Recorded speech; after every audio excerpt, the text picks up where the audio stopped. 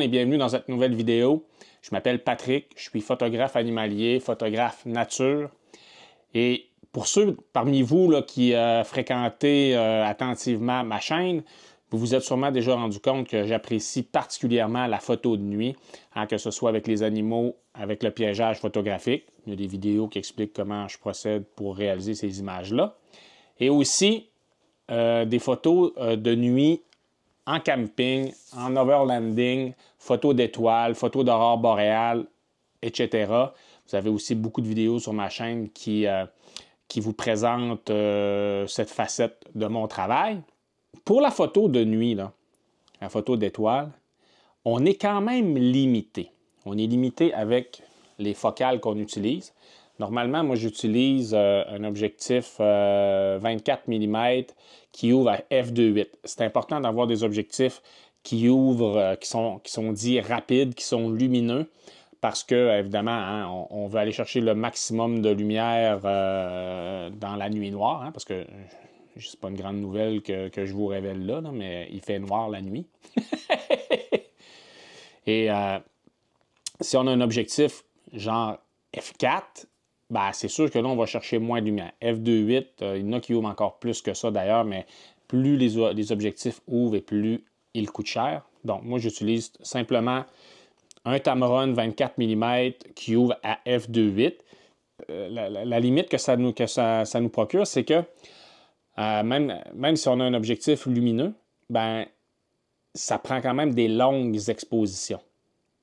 Il faut travailler, bon, normalement, moi, je travaille l'ouverture du diaphragme. À la pause, je la prends en 20-25 secondes, tout dépendant de la focale. Plus on a une longue focale, moins on a de temps pour faire l'exposition avant que survienne quel phénomène?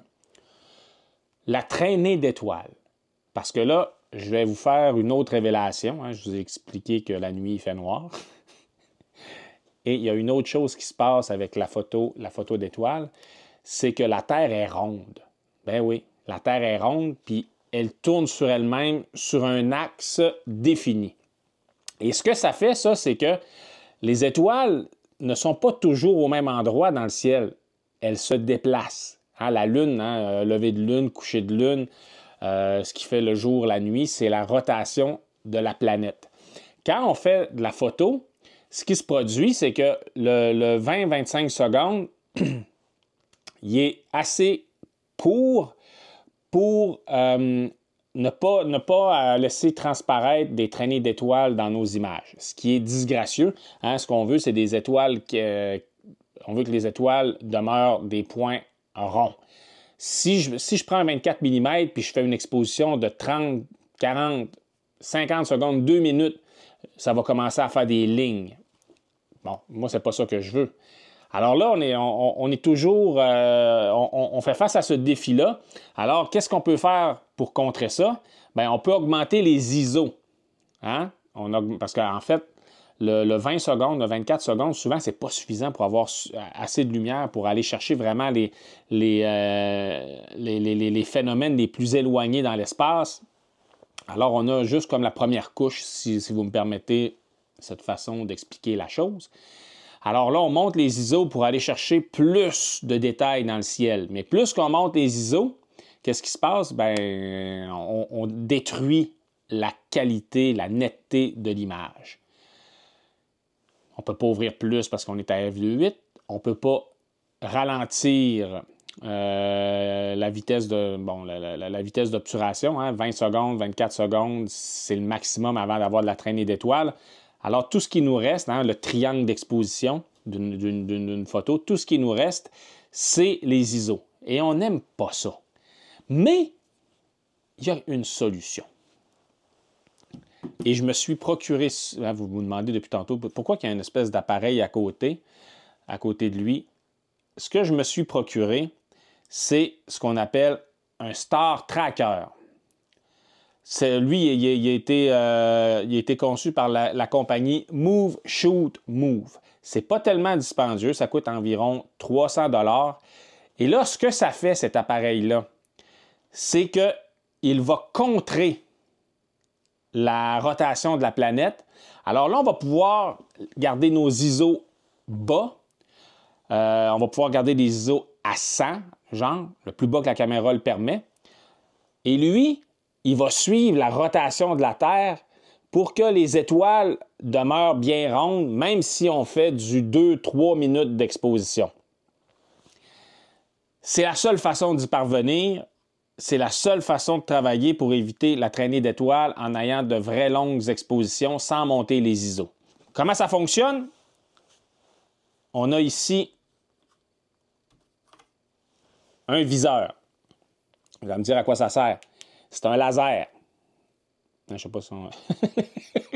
faut faire attention avec ça, c'est dangereux. On n'envoie pas ça dans les yeux de personne. C'est un laser. Et là, lui, ce qui permet, c'est qu'on le visse ici sur le Star Tracker. Là, je vais le remettre à sa place. Et là, il dirige un faisceau dans les cieux le plus haut possible parce que pour fonctionner, cet appareil-là, il doit être aligné avec l'étoile polaire. Parce que l'étoile polaire, c'est pas mal l'axe de la planète sur lequel la planète tourne. Parce que là, même si lui, il contre le mouvement de la planète, on peut pas l'ajuster n'importe comment, n'importe où. Il faut qu'il soit dirigé sur l'axe de la planète, l'axe de rotation de la planète. Alors comme ça, là, les étoiles vont vraiment suivre. On va pouvoir faire des longues expositions et on n'aura pas de traînée d'étoiles. C'est ultra simple. Ça s'attache à tout simplement... Je dis tout simplement, puis je ne suis pas capable de l'enlever. Comme ça. On l'attache avec un genre de griffe, une griffe pour les trépieds. On l'installe comme ça ici. On a une tête qui nous permet d'orienter notre caméra. La caméra, il y a une griffe ici comme ça qu'on vient attacher sous la caméra. Je viens juste de l'avoir. Alors là, présentement, je suis en forêt. Il n'y a pas de pollution lumineuse. On va espérer. Le ciel est présentement dégagé. Puis là, ça fait vraiment plusieurs jours qu'on avait un ciel nuageux. Alors là, on va espérer que le ciel va demeurer comme ça ce soir. On va pouvoir l'essayer. Évidemment, c'est un tout petit appareil. On peut, à partir du moment qu'il rotationne, on peut viser ce qu'on veut dans le ciel. On ne peut pas mettre des trop longues focales. Il y en a qui vont travailler vraiment avec la photo d'étoiles pour aller chercher là, vraiment des détails de la Lune, les détails des galaxies, puis toutes ces affaires-là. C'est pas un gros moteur. Alors, c'est vraiment pour faire de la photo d'étoiles dite de grand angle. Petit défaut qu'il y a, c'est que une fois qu'on a mis la caméra, le viseur laser, il frappe dessus. Alors, pour être capable, il faut tasser la caméra pour aller rechercher notre laser, pour pouvoir utiliser le laser. C'est ultra simple. On a un interrupteur sur le côté pour le faire fonctionner dans l'hémisphère nord. Puis on a une autre, puis si on le met de l'autre côté, c'est pour le faire fonctionner dans l'hémisphère sud. Alors tantôt, on va prendre ça, on va embarquer on va se promener autour de la maison, je pense. On va commencer autour de la maison. Là, il fait vraiment super froid. On va voir si ça va bien fonctionner. Puis par la suite, je vais vous montrer les images que je serai parvenu à obtenir. Ah oui, c'est vrai. J'oubliais de vous dire qu'en l'achetant, ça vient avec une petite pochette comme ça. Et dans la pochette, tout simplement, il y a le chargeur. C'est une batterie rechargeable qui est dedans. On aime ça, des batteries rechargeables. Puis il y a les fils pour recharger le petit viseur laser, puis recharger le moteur. Il y a les clés Allen, bon. Seule chose qui est un peu plate, c'est que la pochette n'est pas assez grosse pour rentrer le système au complet dedans. Moi, je l'utilise juste pour les fils puis le chargeur. Alors voilà, c'est ce que je vais utiliser tantôt pour faire les images. Et on se revoit quand la nuit sera tombée pour faire des photos. Puis là, l'hiver, ce qui est bien avec la photo d'étoiles, c'est qu'on n'a pas besoin de se coucher trop tard. Il fait noir présentement vers les... Ma montre me dit le coucher du soleil à 15h54. Alors, on peut faire nos images avant même de souper. Donc, on va aller faire ça, puis on va voir si ça fonctionne bien. Bon, ben les amis, nous y voilà. On est sur le terrain pour tester le tracker, le Star Tracker, l'appareil qui me permet de contrer la rotation de la Terre, puis avec des longues expositions, ça donne des tracés d'étoiles. Là, on est... Bon, comme vous pouvez vous en rendre compte, je suis dans le camion. J'ai la bouche gelée. Il fait -20. On gèle littéralement. Et là, pour réussir à faire fonctionner cet appareil-là, il faut trouver la Grande Ourse. La Grande Ourse qui est une constellation super facile à trouver dans le ciel. Si on est dans l'hémisphère nord. Dans l'hémisphère sud, elle n'est pas visible, mais dans l'hémisphère nord, elle est visible. Et c'est une constellation circumpolaire. C'est une constellation qui est visible toute l'année au Québec. L'été, elle est visible davantage au nord-ouest. L'hiver, davantage au nord-est. Donc là, aujourd'hui, mi-décembre, il faut chercher la Grande Ourse au nord-est. Et pourquoi je cherche la Grande Ourse? Parce que là, on va prendre la Grande Ourse, elle donne... Ça fait comme... En fait, c'est la queue de l'ours, parce que c'est vraiment un ours, mais c'est parce que les autres étoiles sont tellement pâles qu'on les voit pas bien, là, ce qui fait la tête puis le reste du corps. Donc, ce qu'on voit, c'est la queue puis une partie du corps. Et là, moi, ce que je vais chercher, c'est l'étoile ici. Puis là, on fait à peu près 5 fois la longueur entre de la largeur de la casserole. On fait 5 fois la longueur, puis on se retrouve... on va trouver une étoile brillante en haut qui va faire comme la poignée de la petite ours. Puis l'étoile brillante, ben c'est l'étoile polaire.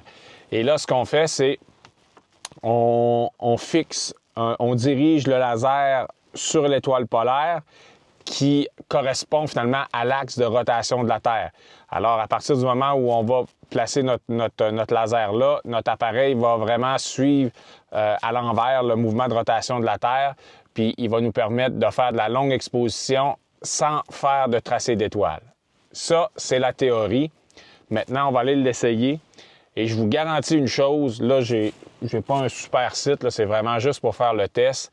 Et dès que le test est fait, je rembarque dans le camion puis je retourne à la maison. On gèle, il fait froid, ça n'a aucun bon sens. Faire froid comme ça, dès le début, dès la mi-décembre, c'est quelque chose. Alors, je vais vous amener quand même avec moi sur le terrain pour tester ça. Là, il faut faire attention parce qu'on est à côté du chemin. On ne va pas se faire écraser pendant qu'on fait de la photo d'étoiles. Alors, on va essayer ça. Bon, j'ai ma lampe frontale.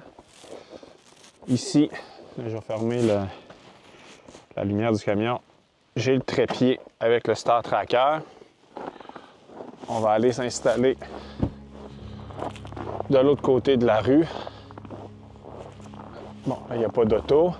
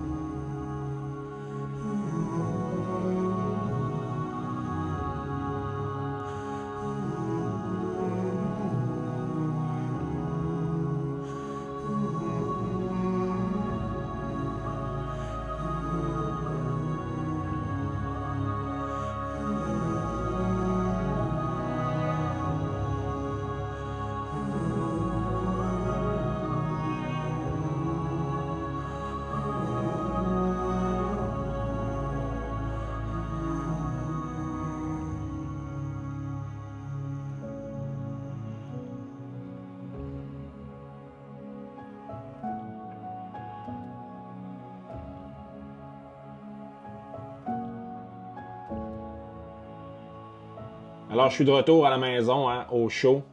Le test est accompli, réalisé. Il faisait super froid pour tester l'appareil qui est, je vous le rappelle, le système nomade de la compagnie Move Shoot Move. C'est un Star Tracker. Ici, il y a un interrupteur pour l'hémisphère nord, l'hémisphère sud, et le moteur fait tourner la tête où se trouve la caméra dans le sens contraire de la rotation de la Terre. Et ça nous permet d'éviter les tracés d'étoiles. Hein. C'est disgracieux quand la forme de l'étoile n'est plus un point, mais ça devient comme un début de ligne. Plus on expose longtemps avec les systèmes traditionnels, c'est-à-dire une simple caméra avec longue exposition, et plus le tracé sera long. Hein. C'est les photos qu'on voit parfois sur les réseaux sociaux, là, les espèces de spirales d'étoiles. Ça, c'est à cause de ça, c'est à cause de la rotation de la Terre. Là, je l'ai testé, le système nomade partant extrêmement froid. Il faisait moins 20, moins 25 degrés Celsius. Le moteur a bien supporté ça. La batterie a supporté cette température-là. Il y a juste le laser que je trouve qui semble avoir... à un moment donné, là, je sentais que le faisceau était... le faisceau était un peu... il y avait de la misère à sortir de la petite machine. Mais bon, il s'agissait de le replacer, de le réchauffer un peu, puis ça fonctionnait encore. Puis ça nous permet, hein, je rappelle, de fixer ça sur l'étoile polaire. Maintenant, est-ce que ça a bien fonctionné? Hein? Là, la machine, elle a fait sa rotation, le moteur a fonctionné. Mais est-ce qu'on a obtenu des images qui... des images sur longue exposition qui nous permettent de dire « OK, maintenant, j'ai révolutionné ma façon de faire de la photo d'étoile. » Eh bien, oui, les amis. Hein, je vais vous montrer deux photos. Je vais commencer avec, avec une photo où j'avais mis à off. Hein, j'avais éteint le système nomade, le Star Tracker en bon latin. Et on voit, et ça c'est seulement 80 secondes f2.8, une focale de 24 mm, et on voit déjà très bien le début de tracé d'étoiles. C'est ultra disgracieux, en fait c'est inutilisable comme photo. Même sur les réseaux sociaux, ça serait pas utilisable. Bon, nonobstant le fait qu'il n'y a aucune, aucune composition d'image, hein. Je vous rappelle qu'il faisait extrêmement froid et que tout ce que je faisais avec sur le terrain, c'était vraiment pour tester le système. Hein. Il y a un fil électrique, il y a des têtes d'arbres par rapport. C'est vraiment pas une bonne photo. Là, tout ce qu'on regarde, c'est est-ce que les étoiles maintiennent leur forme. À 80 secondes, sans le Star Tracker, on a déjà une grosse tracée d'étoiles. Maintenant, je vais vous montrer une autre image, une autre photo, où là, j'ai mis le Star Tracker en opération. Et là, c'est plus de 2 minutes d'exposition. 2 minutes d'exposition et mes étoiles sont demeurées de parfaits points dans le ciel. Je suis excessivement heureux. Je pensais, je me disais que oui, la compagnie avait vraiment pensé pour faire fonctionner ça comme il faut. Mais ça faisait longtemps que je devais m'en procurer un, mais je me disais, bon, tu sais, moi je travaille avec la caméra Sony A7S II qui était vraiment super bonne pour gérer la basse lumière. Donc, je montais jamais trop mes ISO quand même. Fait que ça donnait des choses malgré tout intéressantes. Mais là, j'ai même pas de danger de début de tracé d'étoiles.